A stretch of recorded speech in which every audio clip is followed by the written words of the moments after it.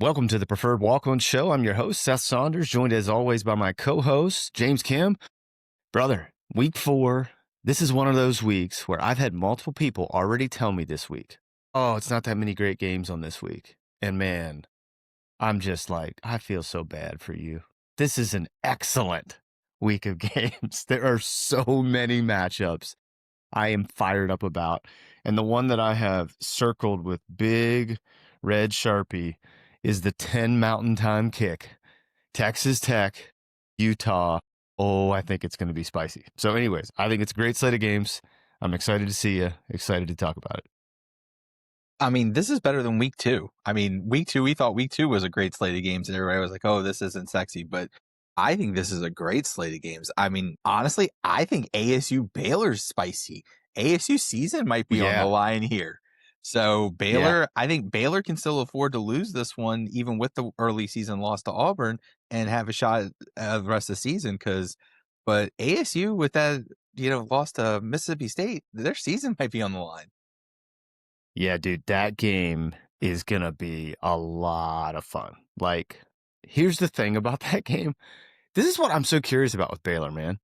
If they can figure out their defense in any way, shape, or form, they could be a problem in the Big 12 because that offense pretty much just scores whenever they want to. Like, Sawyer Robertson is lighting people up. Yeah, dude, I'm glad you point that one out. The other thing that's crazy about this list, if you know us and know our show, is that Civil War and the Apple Cup are this week. 2 of our favorite rivalries. Neither one of them on the docket this week. So A, that should tell you how strong the pick list is. B, should also make you sad. It's also a travesty. It's also a travesty they're Oregon week 4. State, yeah. Oh, dude. Well, it is a travesty they're in week 4, but it is also sad that Washington State and Oregon State are so bad that the numbers on those games didn't even really justify us picking them. Like, they're both 20-plus point spreads, which is crazy for rivalry games like that. I'm hoping all that changes, like with this new iteration of the Pac-10, that, those programs will rise again. I just think in a lot of ways because they got left out of the conference dance, and it's not like I would say those places were easy to recruit to before that. Like, Washington and Oregon are definitely the starring players in those states, but like, I don't know. I just think it'll be interesting to watch as the Pac-10 kind of stands back up with some G5 ads and things like that, and just to see how the recruiting can look there. But yeah, all that to say, it's an excellent week. How are you feeling about just kind of how things sit from a college football perspective? I think some things went like we thought last week. Some things didn't go like we thought last week. Monster win for Texas A&M. Monster win for Georgia. Miami absolutely dominated USF. Hand up. I was way, way wrong about that. Yeah, dude, just a lot of, I feel like, interesting dynamics across college football. Last week was the first week where the bigger schools with the big spreads won the way they were supposed to across the board. So that was kind of surprising because in the first 2 weeks, we had, the smaller schools, the group of 5 schools, the FCS schools cover the spreads and cover them fairly comfortably. Some upsets. Last week wasn't like that, but there were still plenty of exciting games. I mean, that Georgia Tech Clemson game was a really great game. I mean, if Haynes King isn't firmly entrenched in the Heisman talk, I don't know. Like, he's not sexy, but he is a Heisman contender just based off the fact of how important he is to that team. Yes. So, I mean, and everybody's talking about how Georgia Tennessee is already a contender for game of the year. Yes, it was a great game, and we have rose-colored glasses when it comes to Georgia. So, of course, we're biased, but that was hands down just a great college football game from an outside observer. So, but let's not forget Notre Dame, Texas A&M from that's a great game as well. So I would put that on par with, if you didn't have Georgia, Tennessee earlier in the day, we're talking Notre Dame, Texas A&M is a top 5 game. So it's like, that game had everything you want, like scores galore, great defense at times. It's great defense missing at times. You have a fumbled snap on the extra point, like just drama all across the board. And then, of course, you got both fan bases complaining about missed calls, which, granted, that's college football. There's just going to be missed calls. That's football everywhere. So, I mean, there was drama. There was great football. It was a great, I enjoyed it. I thought it was a great week. Dude, it was one of those weeks where I couldn't go to bed. I didn't end up going to bed till like 12:30 because I couldn't stop watching. Like, here's another one, and I've said this a couple times this week already, but dude, one of the games I couldn't take my eyes off of was Arkansas Ole Miss. Like, Arkansas, oh God, I was so gutted for them. Like, Talon Green was so good all night, and like, they're driving right down the field, just going through Ole Miss's defense like a hot knife through butter. And strip fumble, dude, at the 20, like, so tough. He was electric. That's that's part of the reason I have them on the list this week. I think their game with Memphis this week is going to be a lot of fun to watch. Great kind of Power 5 G5 matchup with a G5 team that's angling to try to be in the playoff race. Well, also, when we talk about the game, I want to talk to you about their head coach's comments this week. Took a not even a ricochet shot, just a directly aimed right in the crosshairs shot at Georgia's program, which I found quite interesting. But yeah, a lot of great games. Yeah, I'm glad you bring up Clemson, Georgia Tech. That's how good the slate was, man. Everything was so good that day. I kind of just forgot about that game because that one kicked off at noon. That game was incredible. I mean, you talk about a perfectly executed field goal fire drill at the end of the game, and that kid was nails and just buried it from freaking Gwinnett. I mean, that thing was from way downtown, bang. And yeah, dude, it was such a good day. Yeah, that Texas A&M Notre Dame game was outstanding. How about the role of special teams all throughout the day? Like, dude, Clemson, Georgia Tech, Georgia, Tennessee, Texas A&M Notre Dame. Like, there was monster special teams turns all day. Also, I have not texted you about this nor talked with anyone about this, and I wish I had screenshotted it. I may go back and look at the TV broadcast to screenshot it. But, dude, after it was Tyler Buchner that was the holder for Notre Dame, right? Yes. Okay. Which, let's go through his story.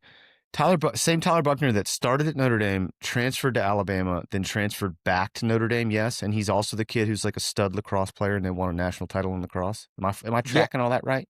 When he transferred back to Notre Dame, though, he transferred back to just play lacrosse and then Just decided to play football again. So, yes, that same Tyler Buchner. Okay, dude, so poor kid drops the field goal snap. And then during the ensuing A&M drive, they just keep panning to Tyler Buchner. Yes. And for like the entire drive, they have him in a neon green penny with like a neon green hat with the lid tipped up like he was on an episode of Bluey or something. Like, it felt like cruel and unusual punishment. I felt like they were hazing him on the sideline is what I felt like. And I kept being like, oh, I get it. You know, this is how they dress them for all the dummy signals for the quarterbacks, for the offensive plays. But then, dude, they go on offense and they flip to him and he's wearing red. And I'm going, so hold on a second. Were they hazing? Anyways, I don't know. That made me terrible for him. Oh God, I felt so bad for him. But I'm gonna have to find that now just so I can at least send it to you because I was watching it going, can we please get him out of the construction worker set that they've had him in right now? See, what is it? Is there a plane landing at Notre Dame Stadium? Like, is he directing air traffic? What is happening right now? Anyways, Tyler Buchner, sorry, buddy. Tough Saturday night for you. But okay, well, on that note, that was a little trip down my brain's span there. So, all right, let's talk about Texas Tech and Utah. This is my favorite game of the week, but we're going to kick off with it because it is also, dude, starts at 10 o'clock Mountain Time. So 12 o'clock Eastern. How you feeling about this? We circled this one in the preview episode that this could be a monster game when it comes to implications for the CFP, and it has played out that way. We had Chris Felica on this week, and Bear dropped a awesome, I feel like a Bear nugget, something only Bear would drop, that neither of these teams has trailed this year. Like, for 1 second, neither one of them has trailed. So that's interesting. We'll see how they deal with adversity on Saturday. But yeah, tell me what you're thinking on this. So I've gone back and forth on this one quite a bit. You know, obviously I love Utah. I love Whittingham, and I love the fact it's at home, but it's a 10 o'clock kick. That's just how much of a home field advantage are you going to get at 10 o'clock in the morning? So I think I like Utah to win this game. I think it's going to be really, really, really tight. So I don't feel very comfortable in it. I'm going to take Texas Tech in the points. I would not be shocked if Texas Tech wins. I would not be shocked if these teams see each other at the end of the season again. I would not be shocked if these teams see each other 3 times, at any point in time. But I'm going to take Texas Tech in the points just because of I think it's going to be tight. I think these two teams are very evenly matched, and I want to see how Utah reacts when they play. Neither one of these teams have played each other. So, played anyone. Sorry, neither one of these teams have played anyone. So let's see how that works. So I'm going to take Texas Tech in the points. Dude, I don't hate that pick at all. I love the 10 a.m. Mountain Time kick. I mean, look, you say how rowdy could it be? It just depends how much they get into the kegs and eggs, my friend. There's an awesome opportunity here to show how excellent they are. Rule number 76, no excuses, drink like a champion today, okay? I mean, they have a real opportunity there at Rice Eccles on Saturday morning. I mean, have yourself a day. Yeah, dude, it is interesting, I think, because of that dynamic about how rocking it will be. Dude, I just feel like that atmosphere is so good. And that stadium, we need to go. Like, it looks magnificent from a backdrop setting. And I just feel like, dude, Utah doesn't get talked about, but that is an excellent, excellent home setting. And I would love to take in a game there. I really would want to sit with the MUS, the Utah student section. So, yeah, that's how I want to do it. So, hey, anybody in the MUS that may or may not be listening, you invite your boys out, we will be there, okay? I would be happy to take a trip to Salt Lake to go to a Utah game. Here's where I'm at on this, man. What did I keep telling you in the offseason when we talked about Texas Tech and the Matador Club that they spend all this money, right, and build this roster? And I was very concerned because they didn't go out and get what? A quarterback. A quarterback, exactly. And, dude, I'm looking stupid so far because Baron Morton has looked outstanding. And so, obviously, they knew more than I did, which not shocking there. So many people do. But that's the interesting thing for me is the quarterback battle here is who makes a mistake, who makes catastrophic mistakes that hurt their team. Is it going to be Baron Morton or is it going to be Devin Dampier? We're going to see, man. What I hope is that they both play really clean, and this is just an absolute battle start to finish. But I just think at some point, one of them is going to make a turnover that kind of turns the game. What I think is going to be the X factor is Devin Dampier's ability to extend plays and do things with his legs. I think it's going to present some issues for Texas Tech's defense. And Utah's O-line is really, really good. And I think what's happened with the Utah narrative is, A, UCLA stinks. And so everybody's kind of discounting the UCLA win. And then they went to Wyoming last weekend and kind of toyed around with it a little bit. But here's the thing, man. Wyoming had one of the best defenses in the country coming into that game. And Wyoming is a difficult place to play. Like, I know it's look, we're not talking about like a Power 4 team or something like that. But like, given that you got to go on the road, get a win, they still looked good, I thought. Like, I'm not down on Utah like I think a lot of the national pundits have gotten going into this game. But yeah, I'm with you. Regardless what happens in this game, I think we could very easily see them both again in Dallas. I just think they're both tracking and look that way. You're going with the Red Raiders. You're going guns up. I'm going to go with the Utes. I like them a lot. And so I'm kind of in the boat of I'm going to ride with them until they prove me wrong. So I'm going to go with my favorite transfer portal edition of the year, Devin Dampier, and the Utes to have a wonderful Saturday morning in Salt Lake. All right, next on the docket. Before we go with this pick, I just glanced at these spreads. All these spreads are sucker spreads, just so you know. Dude, terrible numbers. I don't like any of them.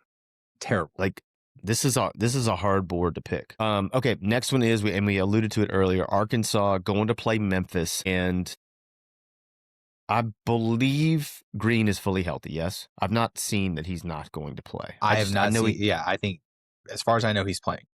I know he got banged up Saturday night. I hadn't seen anything on that. I did see that in the Ole Miss game, which we'll talk about later, that Trinidad Chambliss is going to play again. It looks like Austin Simmons' ankle still busted up a little bit, which, given how Trinidad Chambliss played last week, why would you rush him back? He was outstanding. But okay, where do you sit on this? I mean, Arkansas's 7.5-point favorite. Memphis always a dicey place to play on the road. I don't know. How do you feel on this? Look, at the end of the day, if Taylor Green is healthy and Taylor Green's the best player on the field, they're going to put up points. It's if they can stop anybody. So this screams backdoor cover. This just screams like they're up 14 and Memphis scores a late touchdown. But I think Arkansas is going to be up bigger than that. So I'm going to take Arky on the road with the and give the points. I don't feel really confident in it, but they've got the best player on the field, and Arkansas should pull away with this one. Yeah, and I think agree. Pittman's going to be a little spicy, with the with the shot that Memphis was it Sunderall? I forget his name said, which I mean it was completely uncalled for. Like it was just completely out of the blue, out of left field. Like there's no correlation there, no relation there. It was so bizarre. It was like also, I don't know. Know where you're at, right? Like you're the head coach at a program. I just feel like from a professional perspective, I would never take a shot at somebody else in my profession. I don't care what they say in the locker room or behind closed doors or whatever, right? It's just, dude, I wouldn't go on a radio show and say that. Like you just, I mean, I don't know, man. Have some awareness. It's like I tell my kids this all the time, dude. Have some awareness, please. Like that's what I felt like. It just felt like he kind of forgot where he was and who he is, type thing. But yeah, it was bizarre. I mean, look, the crux of what he said is not incorrect, right? Like Georgia certainly has a problem with moving violations. All right, yes. that's fair game. It's just I feel like given his status, it's just not what I would have done. But again, to each their own. But yeah, I'm with you. I just think Arkansas has the best player on the field. They lost a game on Saturday night. I think they should have won. Like he was the best player on the field last Saturday night too. Like he was outstanding. And do they have a big game? What, they have Notre Dame next week? Yeah. No. Yeah. So, anyways, but I like them in this. I think this is one of those games they have to have it, and I just think even with the loss, they've got to feel good about how they played last week in a tough road game. So I'm with you. I'm taking Woo Pig Sooie. I hate that number though. I really hate the hook on that. I would love this if it was 6.5 instead of 7.5, but I'm with you. I also don't think Memphis's defense is what it has been in the past. And I also like that this is a 11 o'clock local kick because I just feel like that's helpful for the road team from an environment perspective. If this was a Friday night game, nope. I would not want to touch this game with a 10-foot pole. I'm just going to tell you that right now. But yeah, so I'm with you. I'm taking Arkansas too. All right. Next one on the board, SMU at TCU. God, one of my favorite rivalry games in America. The battle for the Iron Skillet. If there's cast iron involved, brother, you're in. This should be a fun game too. This is such a tough slate. Dude, hold on. Were you surprised at the spread on this? Yes, I was. But I think a lot of people are expecting TCU to light up this defense the way Baylor did. Yeah. So, and TCU has a better defense than Baylor, at least right now. Yes, at least right now. That's true. So I think that's why the spread is the way it is. And this is at TCU, and you know how these spreads work. They're going to have, they only look at the last result. They look at the last result. As the season goes on, they'll look at more data points. So, and that game was what? That game was 2 weeks ago, but that was also that was in Dallas. Boom. That was at SMU. Yeah. Yeah, man. Yeah. They're interesting in a lot of, I mean, dude, they lost a lot. Like from their roster last year, SMU lost a lot. You know how much I like Kevin Jennings. I've been very clear about my affection for him and what he does at that position and the options that he gives them, but they're very much in the Baylor boat. Like they can't stop nobody. Like, dude, that is a football game they should not have lost. Their defense imploded. That's correct. So yeah, that's concerning. And TCU is very adept offensively. Josh Hoover's really good quarterback. And the other thing I like about this rivalry, not just the history, but also the fact that you got the Sonny Dykes dynamic involved here, I think just gives it a little extra oomph. Like there is zero love lost between those two institutions and that head coach. So yeah, This is, dude, I just think this is such a fun one. Dude, I So think I read this week too. They're not playing this annually, correct? no, they're not. That's a travesty.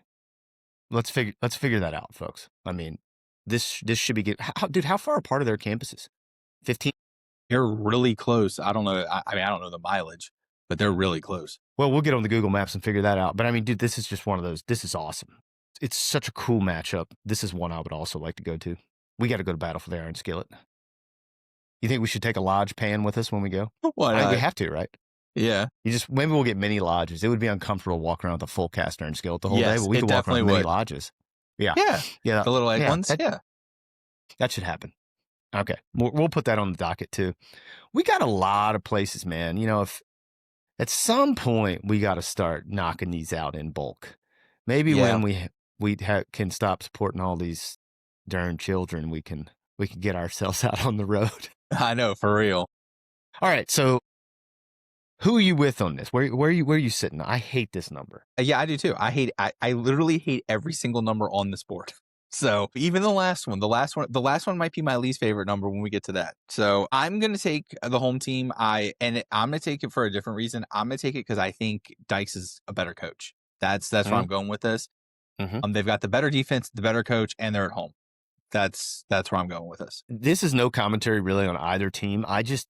Because of the stakes, because of the rivalry, and because in a lot of ways, man, I think SMU has to have this. Like, that dropping the Baylor game is tough for them. They can't have. I just feel like if they want to have any type of entry point in the CFP that doesn't involve winning the ACC, this is a game they have to have, right? Like, they can't have 2 out of conference losses. Yeah, I'm going to take SMU mainly because I just hate the number. I think it's a tighter game than a touchdown. Like, I think it's a 3-point ball game, something in there. So I'm going to take SMU. I do not feel confident about it at all. Again, I would not put any of my real money on this. I don't know that I'd put any of my real money on any of these 3. Do you have one on this board you would put real money on? I might sprinkle some real money on Mizzou, but that's it. Well, Miami. I lied. Maybe Miami. Dude, the rest of them I wouldn't touch. I have the one I am most confident. If I was going to sprinkle real money on a game, the one I am most confident in is probably Miami, and I'm not that confident in it because it's 7.5. Yeah. I hate the hook. Yeah, I hate the hook too. I do not like that number. I hate that. This is a week where you just enjoy the games. You don't put money on it. You just enjoy the games. Yeah, I don't have any feel for these numbers. Like, they all seem like sucker bets. Vegas is going to make a lot of money this weekend. Yeah, I'm with you. Okay, next one on the board. Dude, this is another fun one. Like, that's what I'm saying, man. Anybody who's not jacked up about this slate of games, I don't understand you at a core level. This one is so thick with storylines. It's outstanding. Dude, even if it didn't have all the backstory with the transfer quarterbacks, just the fact that Auburn, where their program is, and Oklahoma, where their program is, in what, 3rd year for both coaches, or is this 4th year for Brent Venables? No, this is 3rd year. Right? They're both 3rd year? Yeah, third year. Pivotal years for both. Pivotal years for those programs. Both fan bases super antsy. Both fan bases wanting results.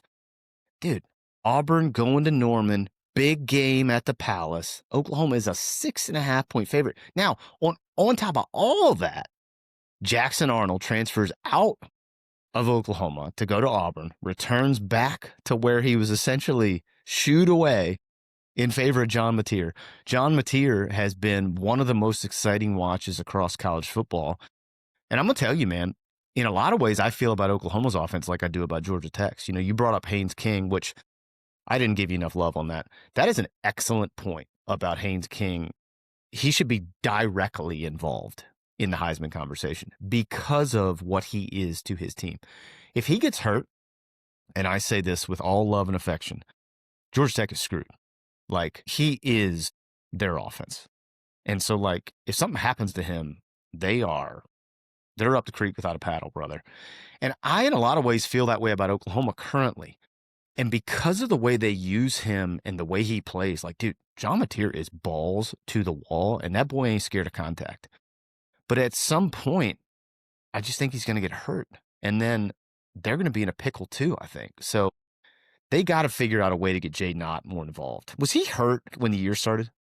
I just feel like they I haven't used him like I They thought haven't they used would. him at all. They've been Yeah. using the running back they had. Yeah, dude. That one's they got to get him involved because if not, John Mateer's going to get his leg broken or something. I mean, dude, they're so physical. But I love this game. I think it's going to be so much fun. You and I talked about this after the Baylor game a little bit. Don't you feel like, too, this Auburn team, they look like they like each other, which, again, not quantifiable, but eye test wise, I think they play for each other. Yeah, they do look like they like each other, which is odd with how many people they brought in. You know, it's hard to get that connectivity when you bring in that many transfers and freshmen, but they look like they get along, which, you know, this day and age is tough. Well, how you feeling this, man? This is another one where, dude, I don't know. And 6.5, I don't like it. I don't like it one bit. So this is one where Oklahoma's familiar with Arnold. So I think that they're going to tee off on Arnold's legs, stop him running the ball, and make him beat them throwing the ball. Singleton's dinged up. It's unknown whether or not he's going to play as of taping. I mean, we're taping Friday morning. So that's kind of up in the air at this point. I expect Singleton to play, but how effective is he going to be? You know, they have a great wide receiver room. They really do. They have, but Singleton is their spark guy.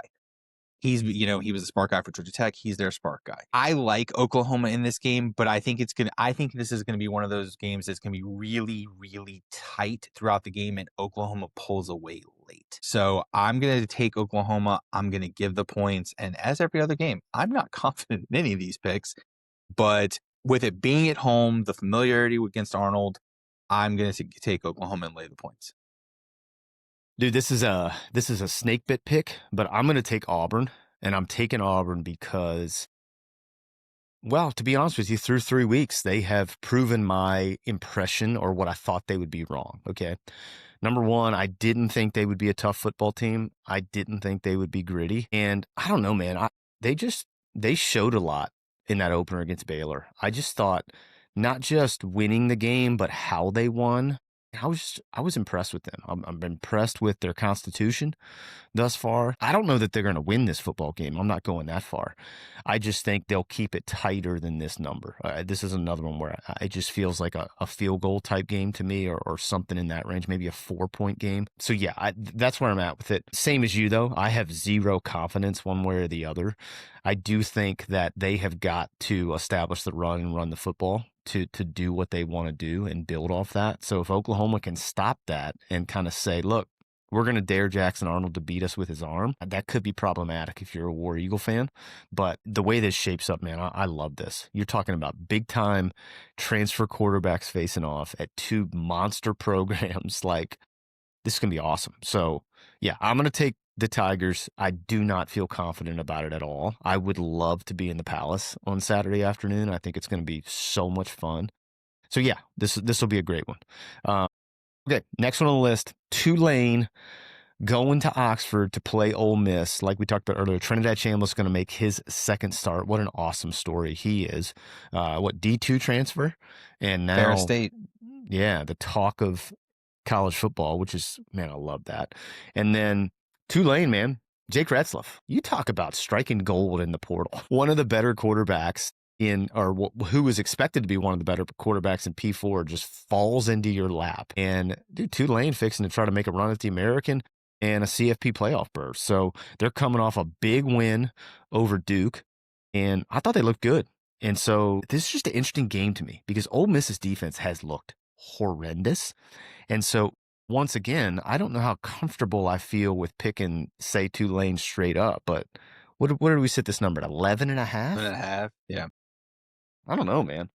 I like Tulane with the points. I mean, Ole Miss defense can't stop a nosebleed right now. And I mean, they've got the Jimmies and the Joes, and I expect Ole Miss to score some points, but I expect Tulane to put up some points in this one. This may be a backdoor cover.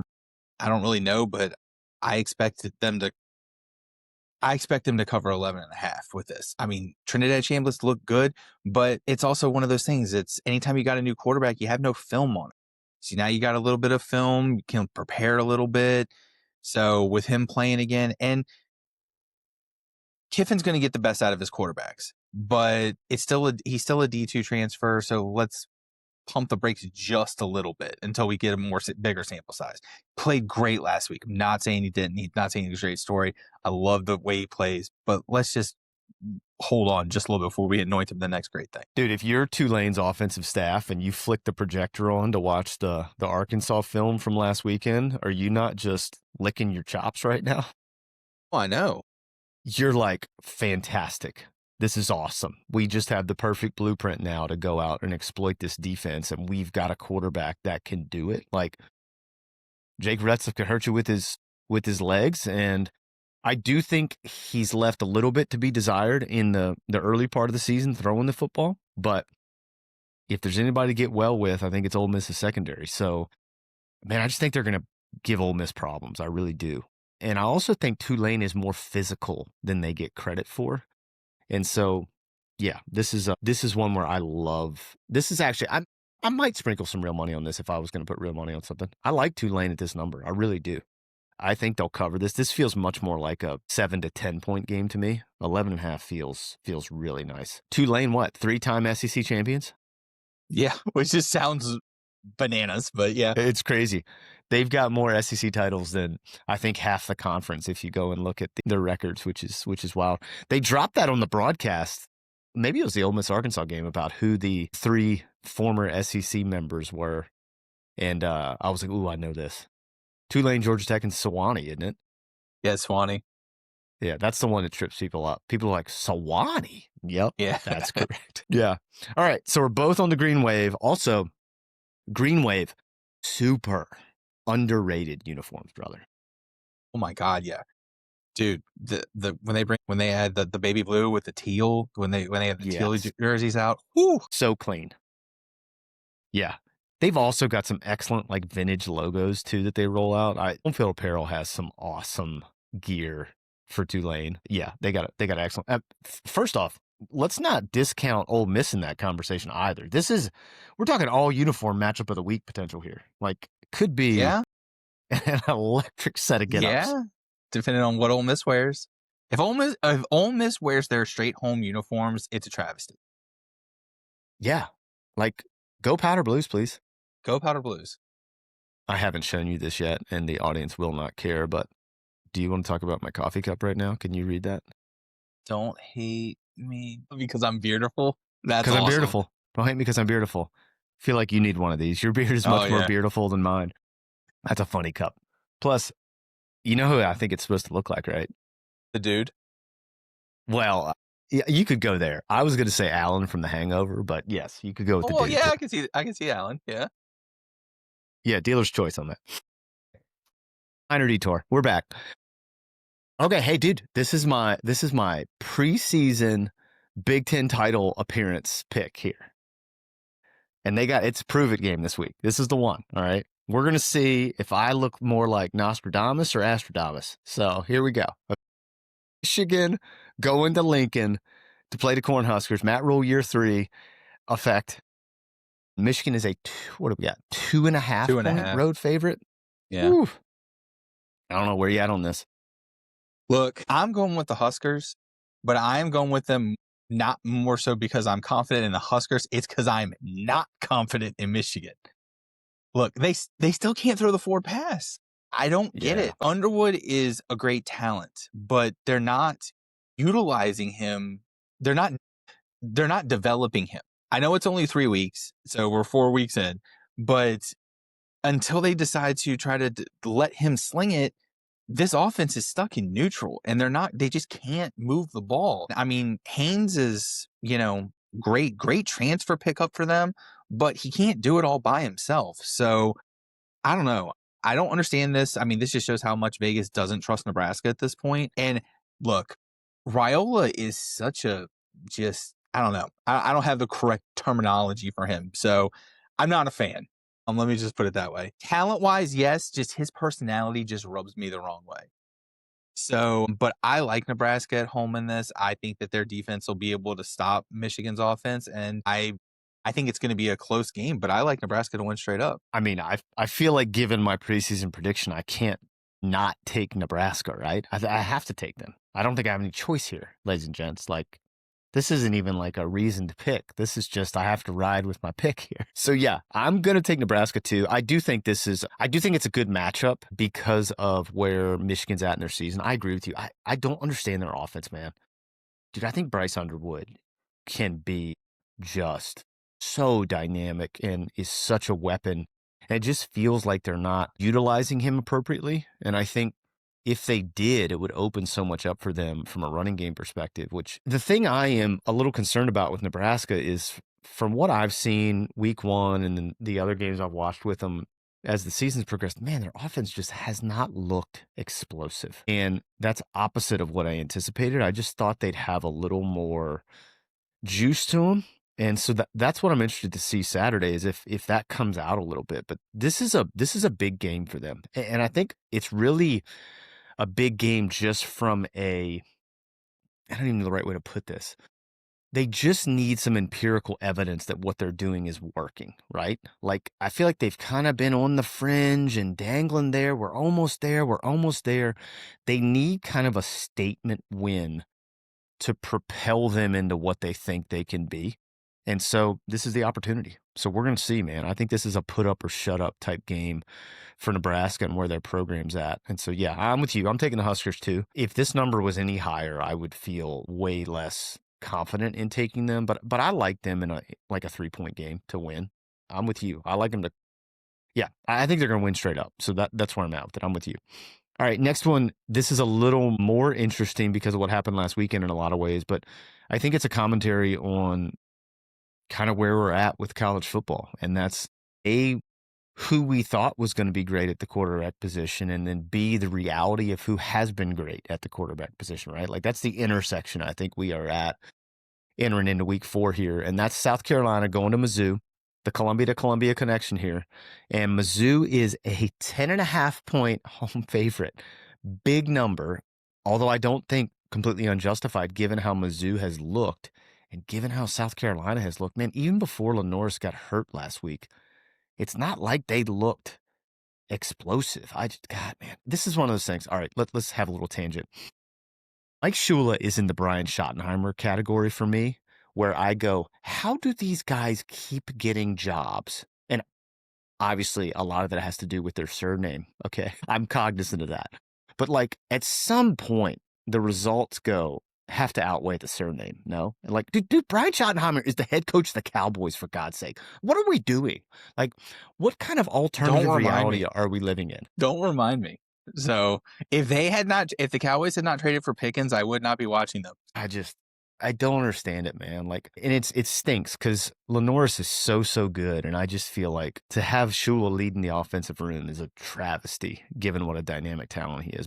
But anyways, that's just one man's opinion, and it's worth what you paid for it. So, what do you think about this game? Okay, so I'm going to take the Tigers. So, but the reasoning let's take the quarterback play out of this. Mm-hmm. It shocked me last week how much Vanderbilt dominated the lines of scrimmage against South Carolina, because South Carolina last season, that was what they were able to do to other teams. They were able to dominate the line of scrimmage, give Sellers time. They were able to stop the other teams running the ball.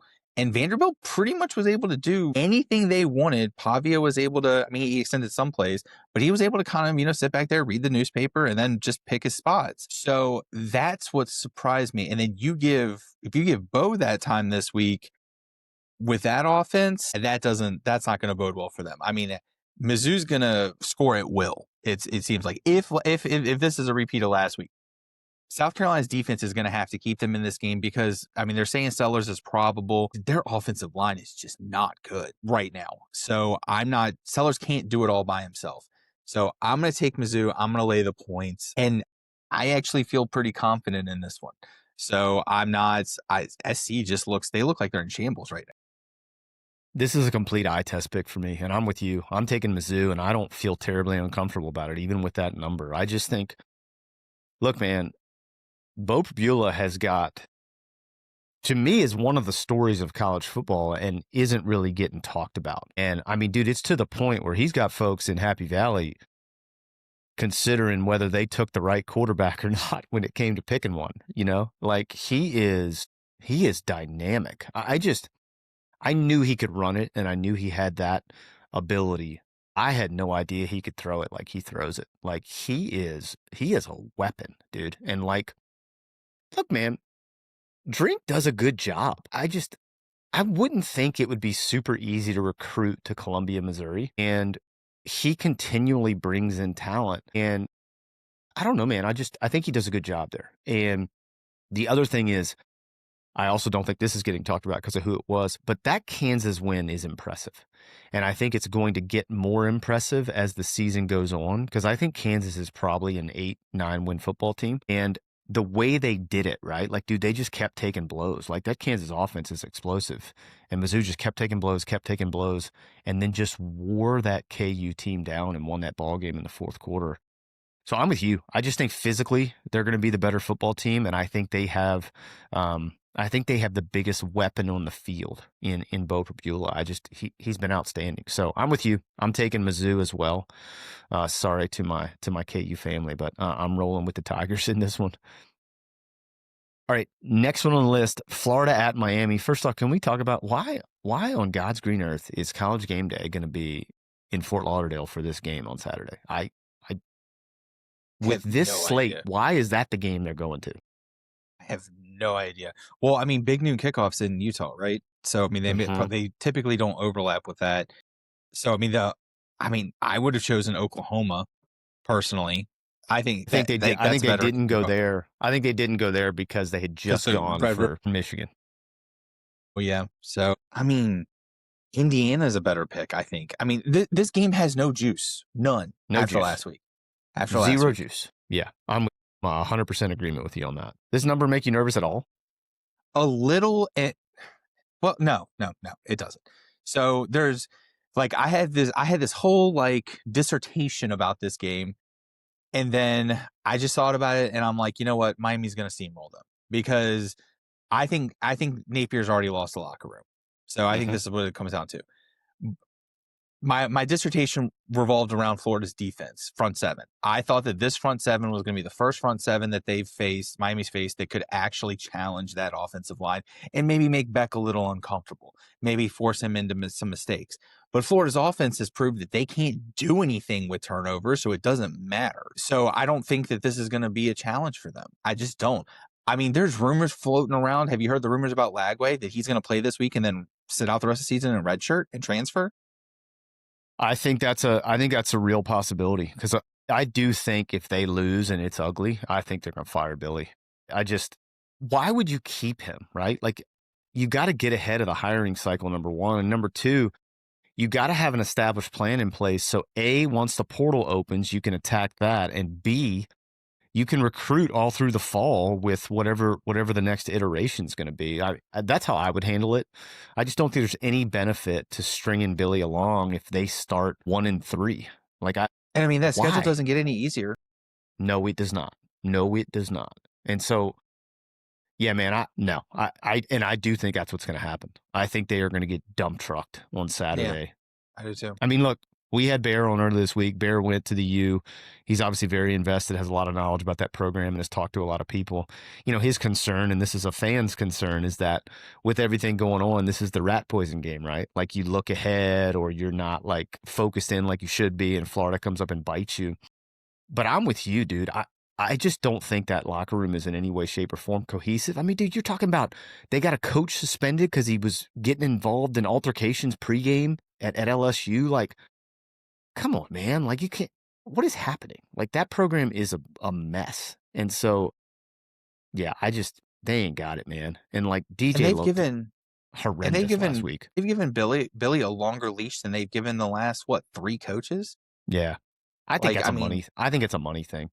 I think somebody wrote about this. I don't know if you and I have talked about this, but the coach dynamic has changed because of NIL. Meaning, if you come to me as a donor and you say, hey, look, I need X amount of dollars because we need to go out and get this lockdown corner in the portal, or I need X amount of dollars because we need to fill this hole at left tackle. I'm like, okay, great. Yeah, let's do that. And then you come back to me 3 months later and you go, hey, I need more money because we got to fire the coach and we got to pay the buyout. Well, dude, at some point, the money runs out, yeah? And so you don't have the capital expenditures to make the coach buyouts. And I do think that's in play now. I think it's in play in LA with Lincoln Riley. I think it's in play a lot of places, right? And so, yeah, I think that's part of the equation. I just think they are at a point as a program, they don't have any choice. They've got to do something else. And they've got to get this hire right. I mean, man, you're talking about, I know Mullen, they went to the SEC title game, but like, dude, they've been bad. Since Urban left, they have not been very good. And so they have got to get somebody in there that can help resurrect that program. Anyways, this is a long-winded way of saying we are both on the Canes, and we also both have no idea why College Game Day is there this weekend. Those are your two takeaways. Yeah, exactly. No kidding. Okay, dude, this is another one that's exciting, and I figured you would find great humor in this. I saw a tweet this week from one of the beat reporters that said, Illinois, Indiana matters once every 50 years, and this is the one. What a great tweet. Oh, God, I loved it.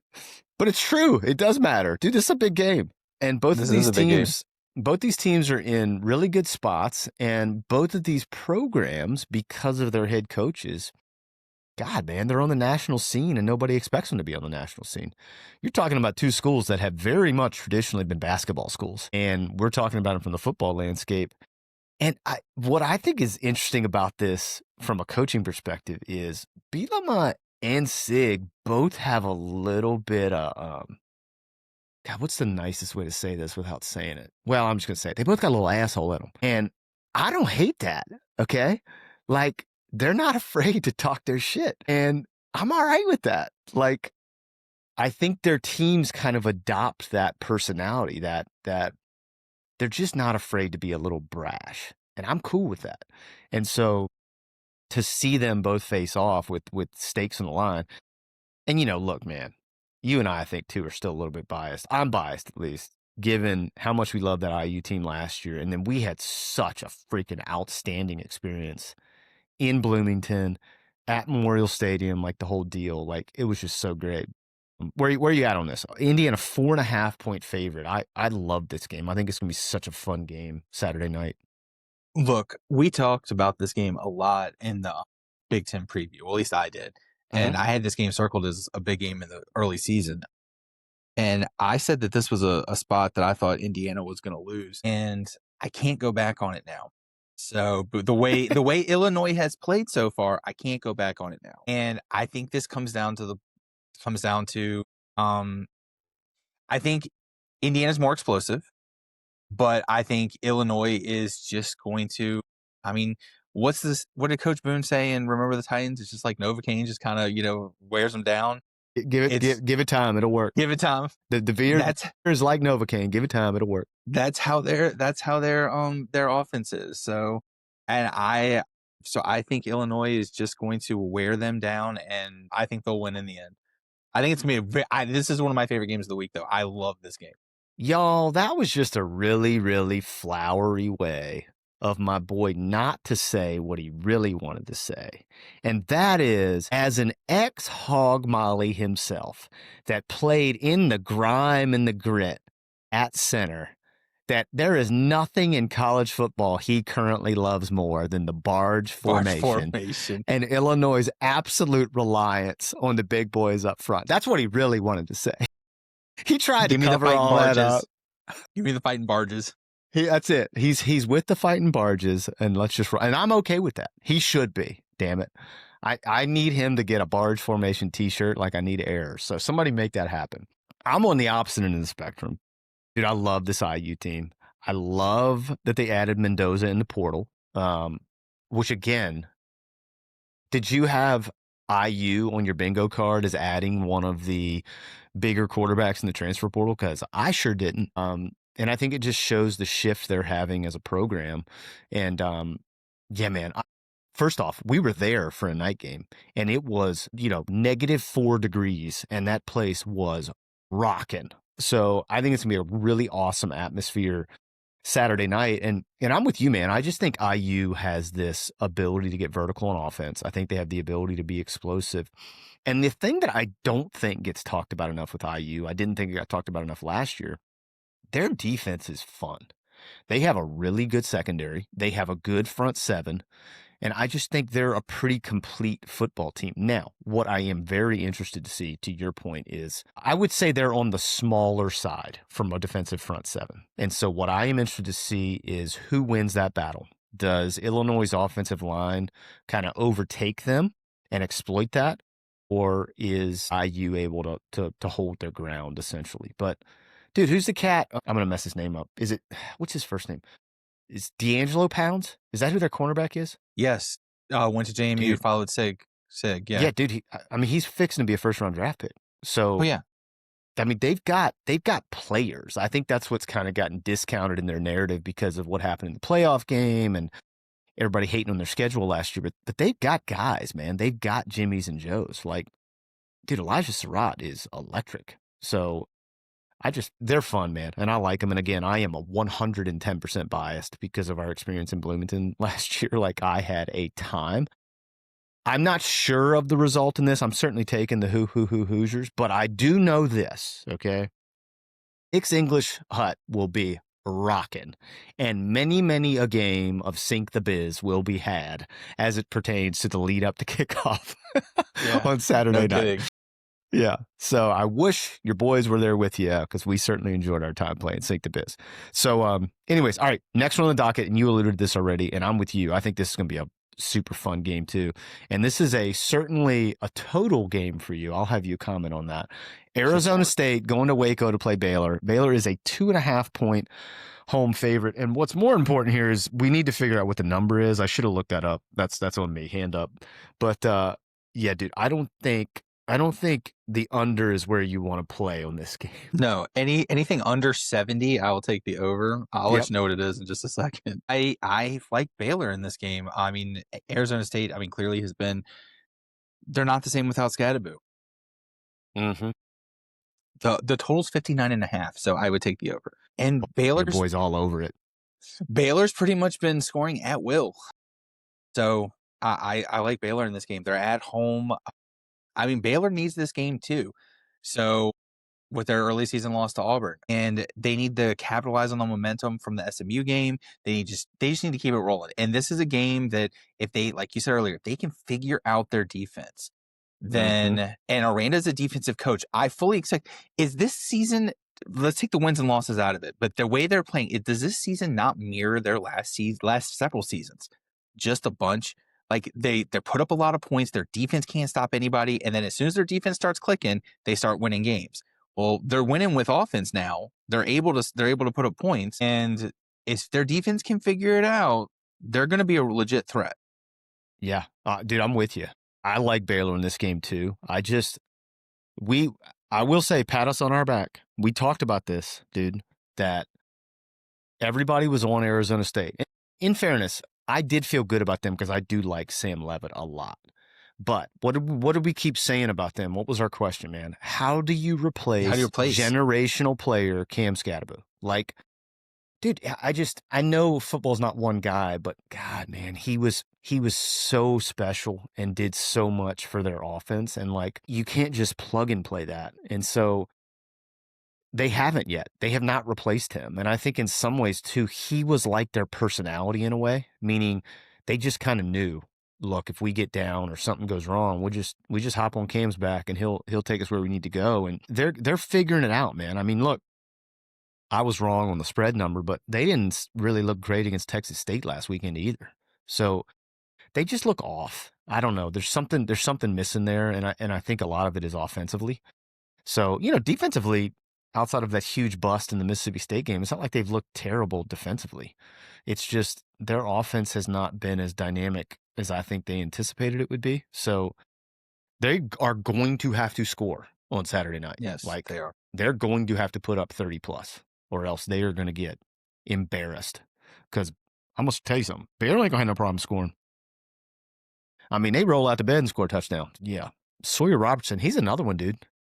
He should be directly in the Heisman conversation too. Yeah, I agree. It's too early to talk about Heisman, but it's, you know how it is. It's all talking season right now. Let's reconvene after like week 8. Yeah, true. No doubt. But I'm just saying, based on what we've seen so far, He's one that folks should be having conversations about. We should do that. We should make a quarter way through the season top 5 Heisman list. Who you would pick? You brought up some good ones, man. Haynes King's a really good one. Ours will be a lot different than the national media. I guarantee you. Yeah. No, I think that's true. We should do that. We should do after the game Saturday. We should send each other the 5, and I'll post them. Because I do think that's something interesting to track. And it's obviously changing. A lot of dynamics changing. All right, last one on the list. So we're both on Baylor. I think we both feel pretty good about Baylor, too. So hopefully they make us look like, like we're future seers here. All right, last one. FCS game of the week. Rank-on-rank matchup. Incarnate Word heading to Northern Arizona to face the Lumberjacks. Tell me something about this. What is Northern Arizona most famous for? Athletically. If you get this, I'll be so proud. Other than having one of the greatest mascots in all of college sports. I got nothing. Dude, they're like the most prominent cross-country team in all of these United States of America. That was not something that was. They've won something like 8 of the last 10 national titles or something ridiculous. Dude, they are the Alabama of cross-country. That's not something you hear very often. That's pretty cool. Sure not, but that's where they're excellent. So yeah, now you know, ladies and gentlemen, this is what I'm here for, is for the things that will never assist you in any way, shape, or form in your life, but now you know. Well, given that, give me the Lumberjacks. Give me the fighting cross-country Lumberjacks. Yeah, all right. The fighting cross-country Lumberjack. Love that. Put that on a T-shirt, baby. Also, not to be discounted here, dude. Incarnate Word, alum of who? Cam Ward. Cam Ward. Yeah, Cam Ward. So, dude, Incarnate Word has been explosive offensively. Is that not where G.J. Kenny was before, too? Isn't that right? Yes, he was there for a little bit. Yeah, that's what I thought. I thought he was the head coach there before. G.J. Kennedy out at Texas State, former head coach at Incarnate Word. He wasn't Cam's coach, was he? I think he was gone before then. Yeah, I'm pretty sure he was gone before that. Yeah. Anyway, so, dude, thus far, I think Incarnate Word is a little bit down on how they've played. I think they were top 10 preseason. I mean, dude, they have been very, very good at the FCS level. They built a nice program there. Yeah, they're 1-2 right now. Yeah. Northern Arizona historically not been I would say, excellent football program, but they've been very good the last couple of years. I think they went to the FCS playoffs last year, and high hopes for this year. So, yeah, I am 0-3 on our FCS Game of the Week picks thus far. I've picked the winners, I think, all 3 weeks, but I have been really bad about the spread numbers. Northern Arizona, 3.5-point favorite, but I'm with you. There's no chance I'm not taking the Lumberjacks. I mean, come on, dude. Excellent. I can't remember what his name is. I think it's like Pete or something, like what you would want it to be. Somebody that seems like he was made to wear flannel and carry a gigantic hatchet with him. Yeah, that sounds about right. Yeah. So, yeah, I'm with you. I have no really great nuggets about why I feel this way, but I'm with you. I'm taking Northern Arizona. What are they in the Big Sky? These teams are in the Big Sky. Are they both in the Big Sky, or is this an out of conference game? I think it's an out of conference game. I know Northern Arizona is. I'm not sure what Incarnate. Yeah, Northern Arizona's Big Sky for sure. I'm not sure about Incarnate Word either. Dude, FCS has been interesting thus far this year. Like, obviously, Tarleton State's been really good. The Dakotas have obviously been very good. Dude, the playoffs are going to be fun for that. There's who else plays this week? Villanova plays Monmouth. I think that's top 25 matchup this weekend. And there is one more that I almost picked. I just like this one because it was it's just I like the Incarnate Word angle, given that they produce Cam Ward. I also just think they're an interesting dynamic. Like, if you had asked people 5-6 years ago, what do you know about Incarnate Word? People are like, I have no idea what that is. What is that? And, yeah, exactly. Yeah, and they've gotten good enough at football where they're relevant now. So they're in the Southland Conference. The Southland? Okay. Yeah, I was going to say, that makes more sense geographically, that's where they would be. Yeah, so I think we're both on the Lumberjacks. And, yeah. Let's hope my spread picks on the FCS games of the week changes dramatically. Where are we sitting? We're both not well as it pertains to the overall season slate. We're both 14-18. 14-18. Well, it could be worse. That's not a terrible gap through 3 weeks. No, although 14-18. I don't think either one of us is super confident about the numbers this week, but that's okay. No. This week is going to be tough. As they say, that's why you got to play the games, homie. Yes. Thank God this isn't for real money. Thank God this isn't for real money. That's right. Yes, we are not betting experts. Please do not use our picks for anything that involves real money. This is just for entertainment, ladies and gentlemen. That's our disclaimer for legal purposes. All right, homie. That's all I got. Huge one next weekend. Well, two huge ones. Let's talk about this. Where do you think? Let's roll the dice here. Where do you think game day goes? Do they go to Happy Valley for Oregon, Penn State, or do they go to Athens for Alabama, Georgia? Also, we were wrong. Preseason, we thought that would be the big noon kickoff game, and they are playing it at night. I know. I think they're gonna go to Happy Valley. 2 undefeated teams. I kind of think so too. And they should. I think that's the matchup that's where they should go. That is the game of the week next week in so many ways. I think it's a litmus test for Penn State, and then Oregon's got to go play on the road. But man, they've looked good. Dante Moore has looked very, very comfortable. Think about this too. I know I texted you about this. Drew Aller has not. Yeah, he has looked very ordinary, which I don't think surprises you or me. This is the last thing, and then we'll clip it. But I texted you this about Cal and Cal's possibility, given their schedule and how they've looked thus far, to start the season 9-0. And the only reason I'm texting you that or thinking that is because of their quarterback. And I am not going to even make a feeble attempt to pronounce his name because I will 110% screw that up. But just know that he's Hawaiian, went to the same high school, I'm pretty sure, as Tua. And dude was at Oregon for like 2 weeks and transferred out in January to go to Cal. And so you're talking about a kid who, God, man, he has looked really, really good and was in the Oregon quarterback room and essentially left Oregon within 2 weeks. He's like, yeah, I'm not going to play because Dante Moore's going to play. And like, God, man, I'll be honest. Look, Dante Moore's looked great, so I'm not discounting that at all. And he's a great player, but I keep thinking about Oregon going, what if they had the kid that's at Cal? Like, oh my God, they would be scary. But yeah, I think it's a fun story that he's at Cal and Cal's playing pretty good football. Like, dude, they handled Minnesota. Not that Minnesota's like a world beater or anything, but I thought that was a good win for them.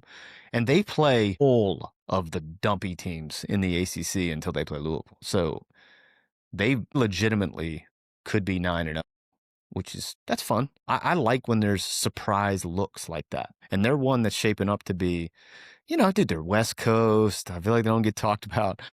They're in freaking Berkeley, but they're in the ACC. Like, what are we doing, man? Can we figure that out? Like, it's just the dumbest thing ever. I don't like that at all. That's another one we need to do.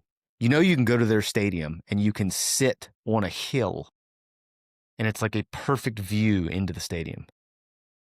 It has a name, cool. And I don't know it off the top of my head, but we should do that for the game. The band is on the field. We need to do that. Yes, we need to do that. All right, that's another one. What have I named? Like this 7 that we need to do? This list just keeps getting longer. This is on top of like the 25 we already have. Yeah.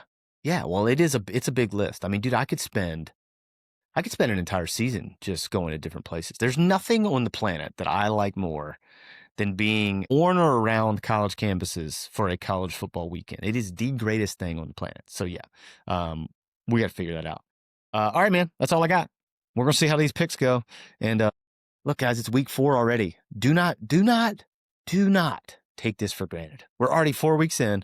Lock in on Saturday. It's going to be an excellent weekend. And until next week, kiss your nooch.